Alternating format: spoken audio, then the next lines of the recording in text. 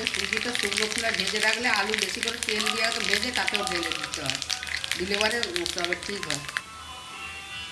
Hello বন্ধুরা, তো সেটা আমাকে তো বলবি। আমি নমস্কার বন্ধুরা, আজকে বানাচ্ছি উপমা। তেল দিয়ে দিয়েছি, সর্ষে দিয়ে দিয়েছি, কড়ি পাতা দিয়ে দিলাম,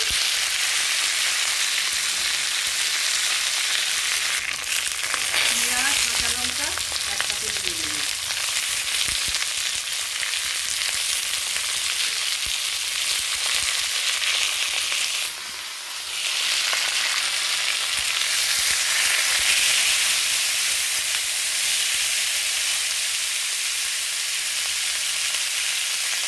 আলু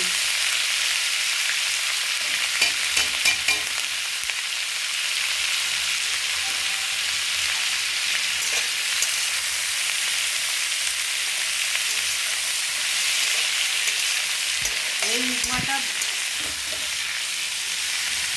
উপমাটা খুব সুন্দর লাগে খেতে। আপনারা সাথে থাকুন প্রথম থেকে শেষ পর্যন্ত। হলুদ দিয়ে দিলাম,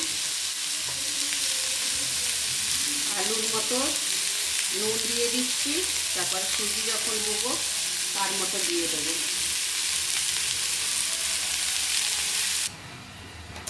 বন্ধুরা, তেলটা গরম হয়ে গেছিলো বলে রিফাইন দিয়েই বানাবেন। এই যে সুজি দিয়ে দিয়েছি, সুজিটা এবার নেড়ে নেব। রিফাইন তেল দিয়ে করবেন, তবে এতে একটু তেল বেশি দেবেন বন্ধুরা, নাহলে ভালো লাগবে না।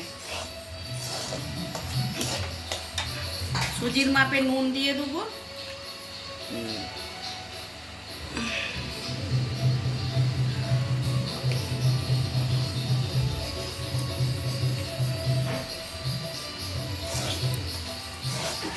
এটা এবার যেমন হালুয়া তৈরি হয় এরকম নাড়বো।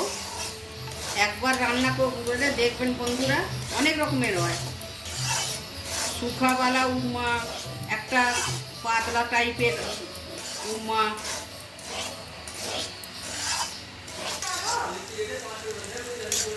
বন্ধুরা, এই যে নাড়া হয়ে গেছে, একটুখানি করে জল ছুটে আমি দিয়েছি। এরম এরম করে জল ছিটে দেবে, কম বেশি জল দিবেন না, এরম করে অল্প অল্প দিতে থাকবেন, নাড়তে থাকবেন। এতে সব কিছু দেওয়া হয়ে গেছে।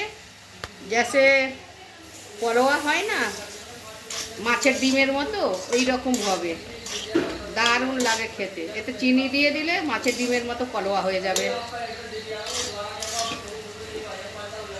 এইভাবে জল দিতে থাকবেন কম কম করে, দেখবেন সাদা সাদা দানা চলে গেছে। তারপরে আলু আর যে ভাজা আছে ওইটা দিয়ে দেবো।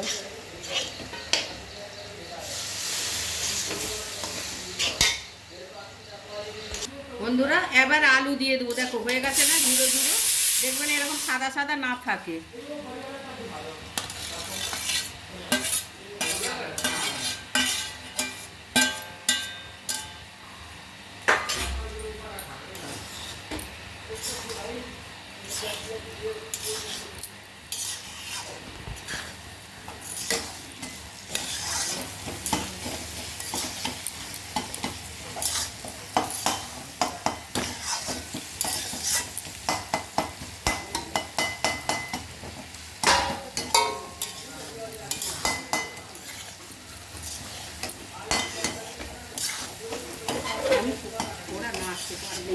দাও, চলো দম করো।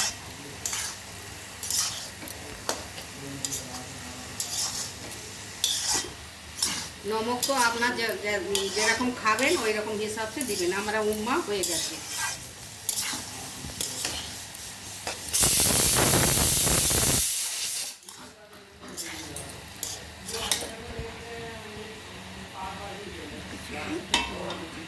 হয়ে গেছে উপমা, এবার ঢেলে নেবো। গ্যাস বন্ধ করে দিয়েছি।